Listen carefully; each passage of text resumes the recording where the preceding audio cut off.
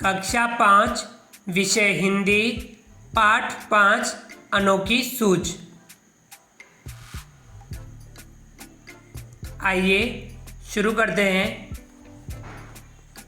बात पुराने जमाने की है। उन दिनों देवताओं और दानवों में युद्ध होता रहता था।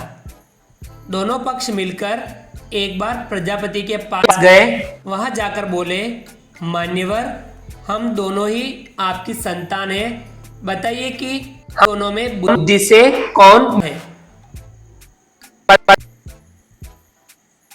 उनकी बात सुनकर प्रजापति मुस्कुराए, मन में सोचने लगे, किसे बड़ा बताऊं, देवताओं को या दानवों को।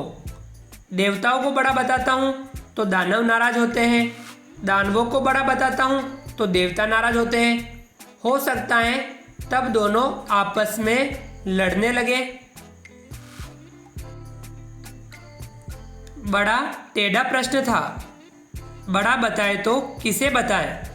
कुछ सोचकर वे बोले, इसका उत्तर कल दूंगा। आप दोनों ही कल मेरे यहाँ भोजन पर आमंत्रित हैं। भोजन के बाद बताऊंगा कि कौन बुद्धि में श्रेष्ठ है। दूसरे दिन दोनों पक्ष भोजन के लिए पहुंचे। दोनों को अलग अलग कमरों में बैठाया गया। वहां मिष्टान से भरे थाल भिजवा दिए गए। प्रजापति दानवों के कमरे में गए। उन्होंने कहा, आप लोग भोजन करें। शर्त यह है कि कोहनी को बिना मोड़े भोजन करना है। यही बात उन्होंने देवताओं से भी कही। प्रजापति की बात सुन दोनों परेशान हुए। वे एक दूसरे का मुंह ताकने लगे। समस्या थी, खाए तो खाए कैसे। कोहनी नहीं मुड़नी चाहिए, भोजन भी नहीं बचना चाहिए, प्रजापति की आज्ञा का भी पालन होना चाहिए।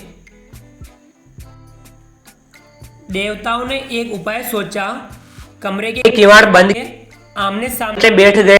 लड्डू उठा उठाकर एक दूसरे के मुंह में देने लगे। कुछ देर में थाल साफ हो गया। सारे लड्डू समाप्त हो गए। न हो हल्ला न शोरगुल। देवताओं ने शांतिपूर्वक भोजन किया।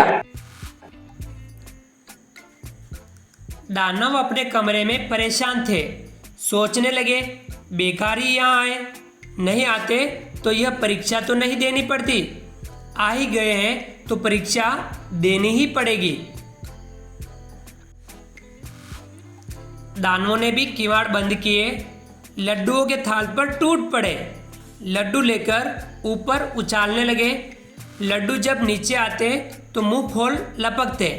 लड्डू जमीन पर गिरते और चूर चूर हो जाते हैं। कमरे से हो ही की आवाजें आती रही। चीखते चिल्लाते और लड़ते झगड़ते रहे। सारी स्थिति स्पष्ट थी। प्रजापति ने कहा, देवता ही श्रेष्ठ है। जानते हो क्यों? इसलिए कि इन्होंने सहकार की भावना से काम किया है। खुद भी खाओ और दूसरों को भी खिलाओ, जियो और जीने दो। यह थी इनकी विशेषता। उन्होंने बुद्धि से काम लिया, सूझबूझ दिखाई। ये आमने सामने बैठ गए, एक दूसरे के मुंह में लड्डू देते रहे। थोड़ी देर में थाल साफ कर तरफ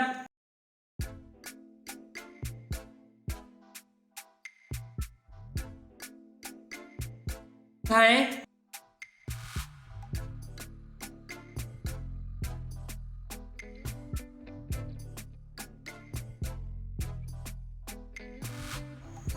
शिक्षण संदेश। जिसके पास बुद्धि है उसी के पास बल है। इसके लिए संस्कृत में एक सूक्ति है, बुद्धिरस्य बलम तस्य। इस पौराणिक कहानी में देवताओं के परीक्षा में सफल होने का यही आधार बताया गया है। शिक्षण के समय अन्य प्रसंग देकर भी बुद्धि की महत्ता और सूझबूझ को स्पष्ट किया जा सकता है। विशेषकर विपत्ति के समय बुद्धि ही मनुष्य का साथ देती है। जीवनगत इस सत्य को उभारें। धन्यवाद।